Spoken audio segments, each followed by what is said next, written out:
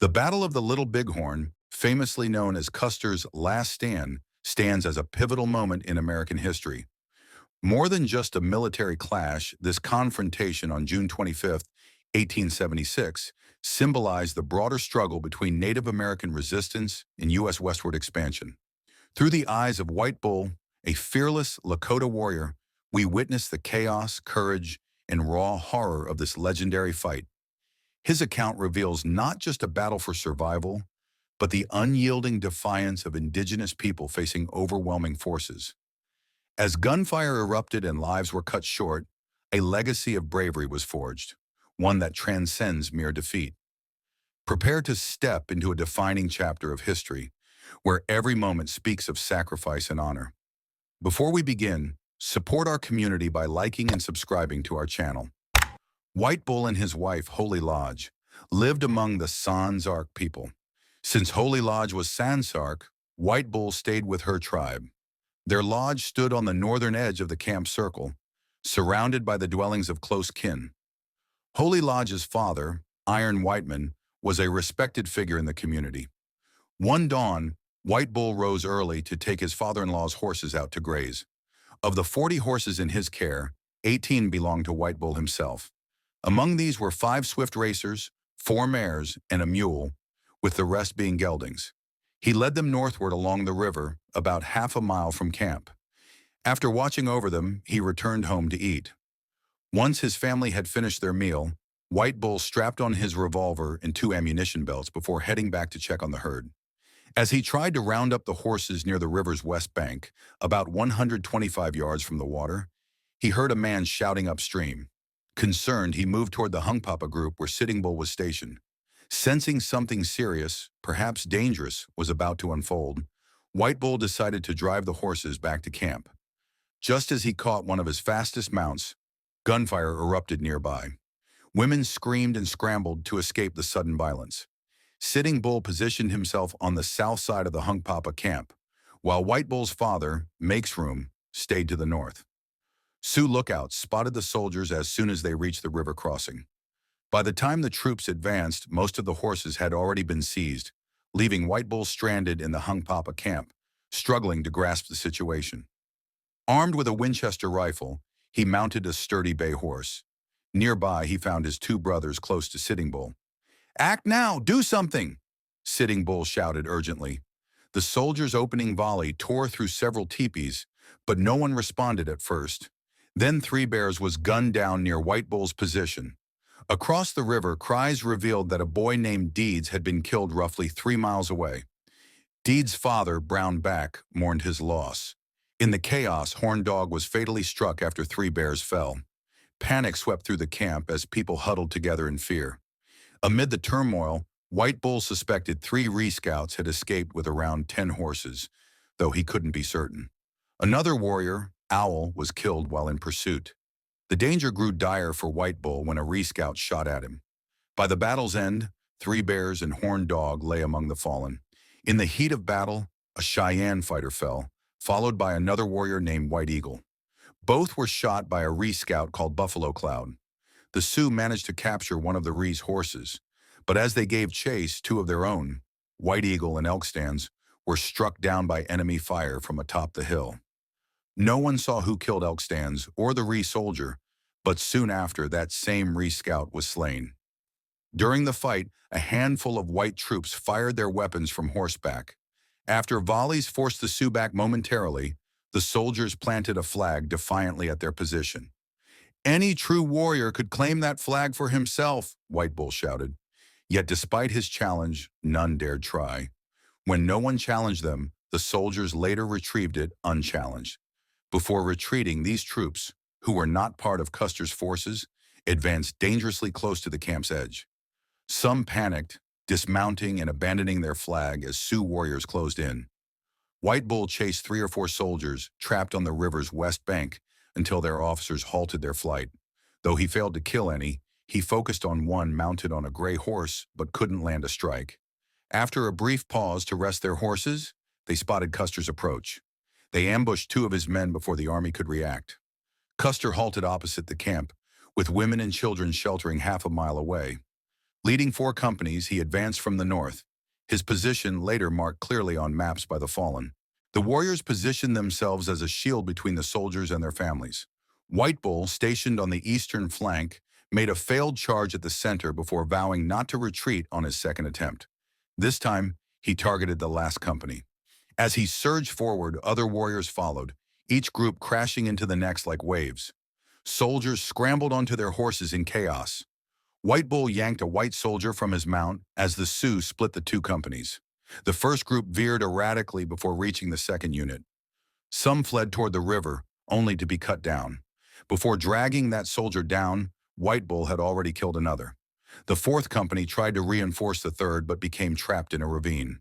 Between the 2nd and 3rd companies, White Bull stripped a belt and revolver from a dead soldier, marking his second coup. By then, the 4th company's horses had vanished. The white horses belonged to the famed Gray Horse troop. Just as White Bull was chasing them down, another warrior cut in front of him, blocking his path.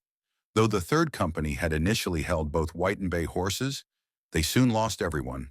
Between the 2nd and 3rd companies, White Bull seized a rifle and belt from a fallen soldier after dragging him from his saddle. By then, he had claimed 2 coups. The 4th company's horses had already vanished. Their white mounts, part of the Gray Horse troop, were gone.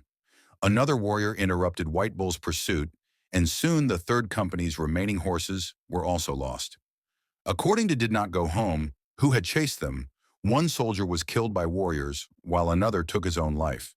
By the time they reached the 4th company, troops from the 1st and 2nd companies were still mounted. Those who fled the 3rd company met their end in a ravine, slaughtered to the last man. The final soldier fell near the riverbank. White Bull took pride in the outcome, especially when he retrieved war feathers from that very spot. One day he vowed to wear them all at once. Most warriors only wore 1 or 2, but at special ceremonies, some would display their full collection. A red feather marked those who had shot an enemy in battle, whether once, twice, or 3 times. White Bull and his band stormed the 1st company. The 4th company tried fleeing toward the hills, but few made it. They dropped to the ground and opened fire. Crazy Horse initially prepared to charge, but held back after spotting White Bull on the eastern flank. Undeterred, White Bull pressed forward while Crazy Horse conferred with his men near the closest horses. He rode the same horse he'd had during Reno's attack, now on flat terrain. As he charged, the gap between him and the soldiers narrowed to the width between 2 nearby lodges. Gripping his horse's mane, he leaned low against its neck. Some warriors fired from behind their horses' heads, but White Bull rode bareback, guided only by a bridle. He crossed the battlefield, joining a group of warriors on the far side. As the 3rd company galloped downhill, White Bull trampled a mounted soldier. The fighting came dangerously close to his home. "Keep trying," the young men urged each other. But after overrunning the soldier, White Bull's horse was shot out from under him, forcing him to continue on foot. Then Naked Lice appeared, riding a bay, one of the soldiers' captured horses. He handed it to White Bull, who mounted up and renewed his pursuit. He struck one soldier but was hit by gunfire before finishing him. As White Bull pushed forward, he spotted another soldier standing his ground, desperately defending himself. Leaping from the borrowed horse, he advanced on foot. The enemy soldier stood about as far from White Bull as one room is from another. Closing the distance, White Bull advanced until the soldier, after firing his weapon, suddenly threw the empty gun at him. This provoked White Bull to retaliate fiercely. During the violent struggle that followed, White Bull gripped a revolver in his right fist while clutching a whip in his left. The bluecoat desperately tried to disarm him. In the chaotic wrestling match, White Bull's strike landed hard against the soldier's coat collar. "Help me!" White Bull shouted, calling for Bear Lice and Crowboy to join the fight. In their eagerness to assist, they accidentally struck White Bull too. His repeated cries of, "Hey, hey, come help me," brought Crowboy running just as the soldier nearly wrestled White Bull's firearm away. Among warriors, it was customary to loudly announce successful strikes in battle. They would proclaim, "White Bull strikes first," followed by subsequent counts for additional blows. Some fighters believed merely touching an enemy satisfied the requirements for counting coup. After shooting his opponent, White Bull seized both the soldier's ammunition belt and weapon before pressing forward against other enemies. He and his warriors positioned themselves facing soldiers trapped in a gully. When two troopers charged toward the waiting Indians, White Bull felled one, while a Cheyenne ally simultaneously shot the other. These became their first and second counted coups, respectively. Climbing the hillside with his captured rifle, White Bull reached the crest only to discover his leg had gone numb from a wound, swollen but thankfully unbroken. He remained concealed in a hollow until fighting ceased and warriors began withdrawing. Mounted on a commandeered horse, while about 10 surviving soldiers retreated upslope as their unit's final remnants. White Bull noted the entire clash had lasted barely an hour, ending before midday. The captured cartridge belts from the fallen soldiers yielded disappointingly few bullets. Returning to his father's lodge, White Bull realized their village hadn't even finished being fully established when the battle erupted. Sitting Bull arrived with his healing remedies, carefully wrapping White Bull's injury in protective buffalo hide. As the announcer reassured everyone their village would soon be properly arranged, women worked to erect lodges, though some had to retrieve their teepees later. The medicinal paste, made from sacred roots known as wound medicine, was applied to White Bull's injury. Despite the chaos, White Bull later reflected on how exhilarated he'd felt during the fighting. Hearing women weeping over fallen warriors, White Bull's father urged them to channel their grief into song rather than tears. A special honor song rose for the brave Sioux who had perished, including the courageous warrior remembered in the hymn, "Elk Stand on Top." The people spoke reverently of this hero. They called him Elk Stand, a man of great bravery, though his spirit has now journeyed on. Sometimes we say Elk Stand on Top to honor his valor. Sitting Bull warned White Bull about the ever-present danger of death in battle, though White Bull hadn't witnessed Sitting Bull's own combat actions across the river. Debate persisted among the warriors about whether Sitting Bull had fought against Longhair Custer personally. Meanwhile, White Bull's 50-year-old father, known as Meigs Room, had remained in camp guarding the women, as most fighters that day were younger warriors. Barely half of their available men participated. White Bull noticed neither Jumping Bull nor other prominent chiefs during the engagement, and noted Meigs Room never fought directly. By midday, after Sitting Bull tended his bandaged leg and administered more medicine following supper, White Bull returned to the bloodiest combat zones to retrieve his discarded saddle and leggings. There, Bad Soup, Sitting Bull's brother-in-law, stood over Custer's stripped corpse, remarking, "This man thought himself the greatest in the world, yet here he lies." White Bull observed the clean-shaven face proved it wasn't actually Custer. From the battlefield, he collected 2 pairs of cavalry trousers along with his recovered belongings, washing everything in the river before returning to his father's lodge. Though White Bull never witnessed it himself, he suspected grieving relatives might have desecrated fallen soldiers' bodies.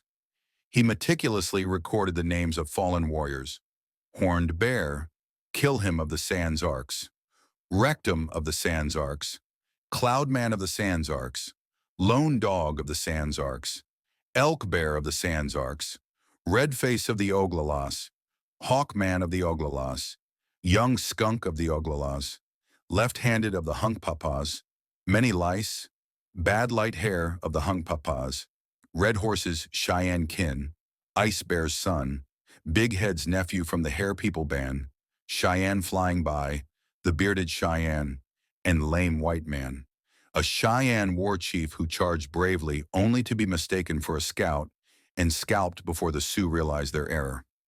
The scalp was later claimed by Chief Hump's brother, Little Crow, alongside fallen warriors like Coyote Black and Cloud Swift of the Cheyennes. Near Reno's position, more perished. Backbone, Dog with Horns, also called Many Conjure, Long Road of the Sans Arcs, shot just steps from White Bull. The fallen, including Swift Bear, White Eagle, Elk Stand on Top, and an unidentified Cheyenne, were carried to camp and laid in a large mourning lodge. Some were buried nearby. 2 died during the journey east and were interred where they fell. After retrieving his gear, White Bull spent a night on the bluffs reflecting. His father later roused him with news of approaching troops. Scouting ahead with wounded companions, they spotted cavalry scouts who fled. 9 miles north along the river, they observed soldiers but avoided confrontation. White Bull's party captured 30 grazing horses, encountering other bands fleeing toward their old Sundance grounds. "Fewer than we just defeated," White Bull remarked about the new troops. Returning at dusk, they found their camp relocated, forcing them to divide the horses before White Bull tracked his people to an abandoned campsite. His father's honor song echoed, "When the people watch, you act boldly. This pride I hold for you." Noting the soldiers' unhorsed state, White Bull declined requests to share his captured mounts. His 7 coups were meticulously remembered. 1. Claiming a dead soldier's rifle mid-battle. 2. Dragging an exhausted cavalryman from his saddle. 3. Counting coup on a disoriented soldier firing wildly. 4. Overcoming a foot soldier aiming at warriors. 5. Confronting another armed infantryman. 6. Wrestling a soldier who nearly seized his rifle, countered by a whip strike. 7. Surviving a brutal hand-to-hand struggle where his opponent bit at his face. Each exploit demonstrated the courage that would become legend. White Bull's war cries echoed relentlessly as he grappled with the soldier, not just to intimidate, but to summon his own warrior spirit. After toppling his opponent, he wrenched away the man's revolver and ammunition belt, then counted coup by striking his skull repeatedly. The soldier's eerie silence unnerved him. For the first time, White Bull doubted his victory. He roared louder, channeling fear into fury. Earlier, during his 6th and 7th coups, White Bull and a fellow warrior had ambushed infantrymen retreating through a ravine. When the soldiers turned to fight, both Lakota leapt from their horses into close combat, not for kills but to seize weapons and prove courage. As reinforcements arrived, the two rolled through the creek bed's dust, counted coup on 2 more soldiers, then vanished like ghosts into the hills. This raw account of stolen guns, whipped faces, and bitten noses reveals what ledger drawings and cavalry reports never could: the desperate humanity within the Custer massacre. Through White Bull's eyes, the Battle of Little Bighorn transforms from a textbook footnote into a visceral struggle where every coup shouted, "I am here, I am brave," defied the silence of the fallen. And so, as the dust settled on the banks of the Little Bighorn, White Bull stood victorious, not just over the soldier who bit at his flesh, but over history itself. His 7 coups weren't merely strikes against enemies. They were defiant acts of remembrance, etching Lakota valor into a war the world would wrongly call Custer's last stand. But ask yourself this: what if we've been telling this story backward? What if the real hero wasn't the fallen general, but the warrior who lived to recount the truth, whose whip cracks still echo in the silence of history's omissions? White Bull's scars faded. The lies did not. So whose side of history will you believe? Drop your thoughts below, and if you dare to hear the rest of the story, the textbook's erased, smash that like and subscribe button. The past isn't finished speaking.